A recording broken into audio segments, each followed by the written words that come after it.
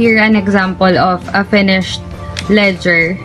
Tapos, ayan, nakatapos din to ng isang period.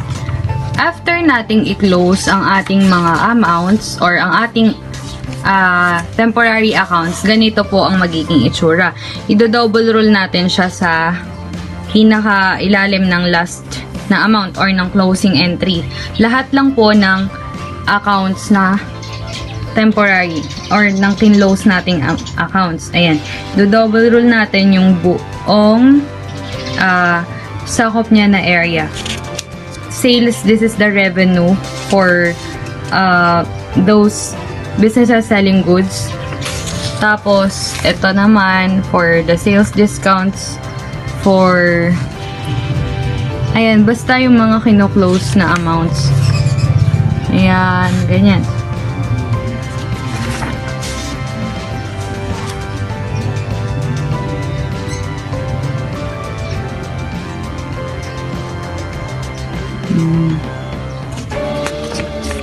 Ayan. So, this is a better look of a ledger, no?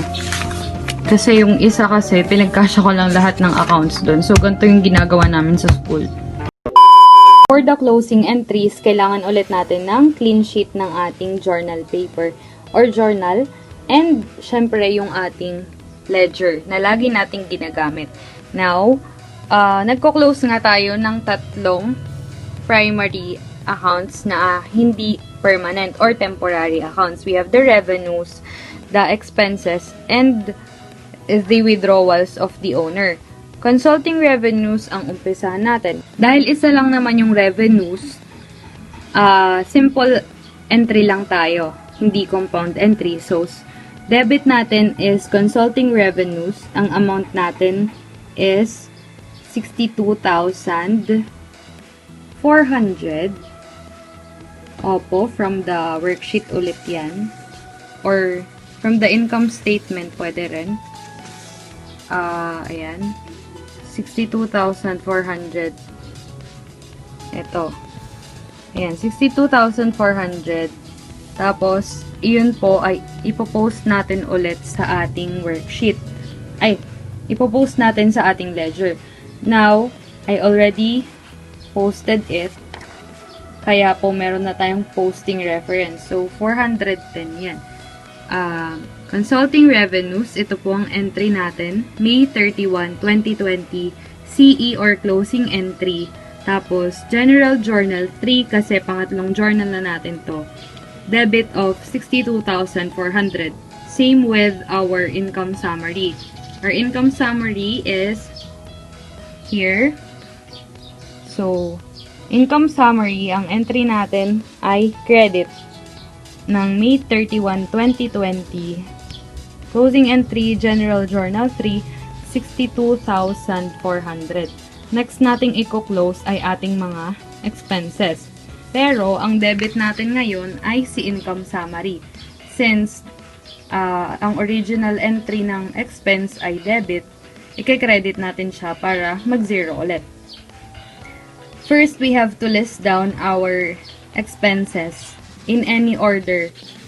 Hindi po kagaya sa income statement ulit na kailangan natin from greatest to least value. So, salary, supplies, rent expense, insurance, utilities, depreciation of service vehicle and office equipment, tsaka interest expense. Ang total po nila, kapag kinompute natin with the amounts of 15,600, 30,000, 4,000. Wala tayong insurance expense, no po. 4,400, 4,000, 1,000, and 3,500. Ang total nila, ang ilalagay natin kay debit na income summary natin, which is 35,500. Na-post ko na rin siya ulit. So, we have first salaries expense. Ayan, salaries expense natin. Ang entry is May 31, 2020. Closing entry, General Journal 3 of 15,600. Tapos, we have our supplies expense. Supplies expense natin, ang entry natin is May 31, 2020, GJ3, 3,000 pesos. Tapos, we have the rent expense. Ang rent expense natin, ayan, we have our entry, May 31, 2020, closing entry, GJ3, 4,000 pesos. Next natin ay ang ating insurance expense. Insurance expense, wala po. Utilities expense ay 1,000, or joke lang. Utilities expense is 4,400. So, here it is utilities expense of May 31, 2020, closing entry GG3, 4,400. Tapos, after nun, we have depreciation expense of service vehicle and office equipment. So, here it is. Service vehicle, ang entry May 31, 2020, closing entry of 4,000 pesos. Next natin is office equipment. Closing entry natin is May 31, 2020, closing entry for particulars GG3, 1,000 pesos. At tapos, ipopost, ilalagay natin kay posting reference both the numbers 550 and 560. Tapos, we have interest expense. Interest expense natin is 3,500. Here's the entry sa credit side. May 31, 2020. Closing entry. Closing entry, GG3 and 3,500. So, 570 na ang ating account number. Tapos, for the income summary, syempre, ipopost pa rin natin siya. Dapat nga siya inuna natin kasi siya yung debit. Pero, okay lang din. Basta mapopost natin sila. So, 35,500. Income summary, May 31, 2020. GG3, 35,500 debit side. Tapos, i-close natin ang ating profit. So, look at this. Our total of the revenues is 62,400. Our expenses are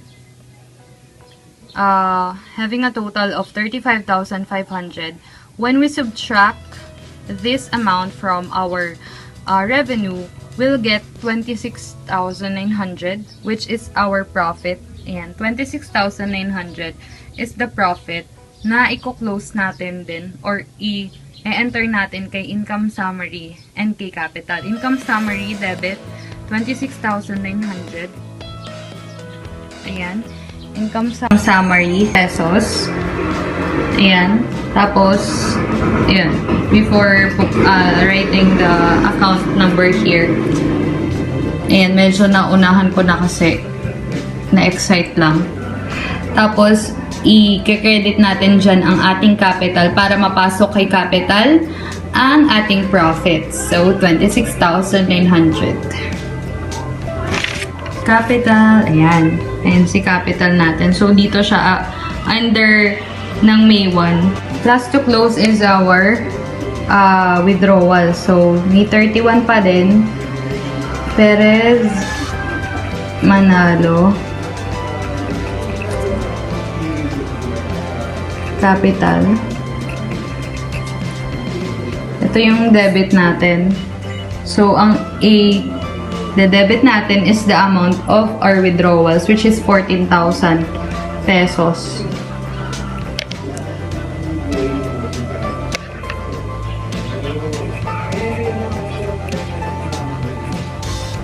Yan. Tapos, credit ng withdrawals. Para mag-zero din si withdrawals.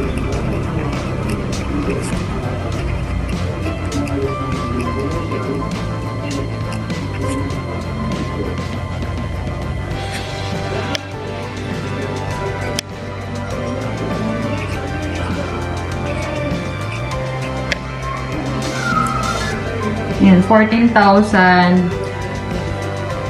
And, i-post natin siya sa ledger. Perez Manalo Capital. Ayan. Date natin, 2020 May 31. The CE or closing entry, tapos GJ3, we have 14,000 ng ating withdrawals. Ayan. Tapos, after nun, we're done with the closing entries. Ayan. Siyempre, lalagay natin dito yung account number ng ating capital, which is 310. Tapos, ipopost din natin sa withdrawals. Naka-credit na siya. So, 0 na ang ating withdrawals.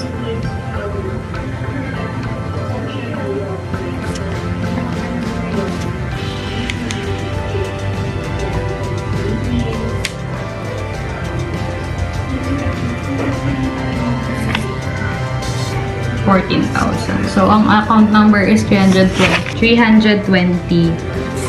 here. So, yan. Move on na tayo sa reversing entries na tayo. Pero, before that, we have post-closing trial balance muna.